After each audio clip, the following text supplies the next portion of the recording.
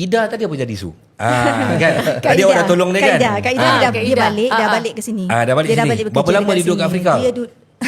Dia duduk dekat Middle East dalam Middle East. Okey. Duduk dalam Dia kahwin dengan orang Arab tak? Tak. Okey.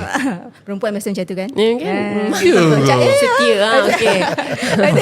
Jadi dia balik lepas 6 tahun.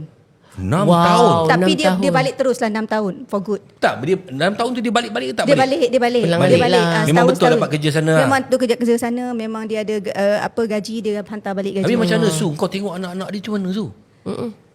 Anak-anak dia bila dia orang kata ada kebaikan kan kat situ hikmahnya. Jadi anak-anak dia tu bagus-bagus menjadi anak-anak dia tu.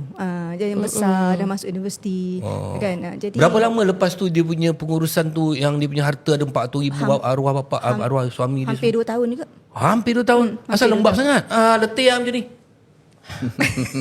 Proses. Matilah orang kalau sampai 2 tahun. Itu kalau tak merancang dah tu. Kalau tak merancang dia boleh jadi 50 tahun. Ada satu kes di Temerloh 50 tahun. Allah. Baru selesai.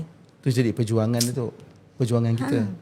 Jadi maknanya kalau disebabkan tak merancang, Tak jadi macam merancang, tu. 2 tahun. Jadi sekarang ni solusi dia lah dengan Kausar ni dengan di bawah wasiah ni kena rancang daripada sekarang.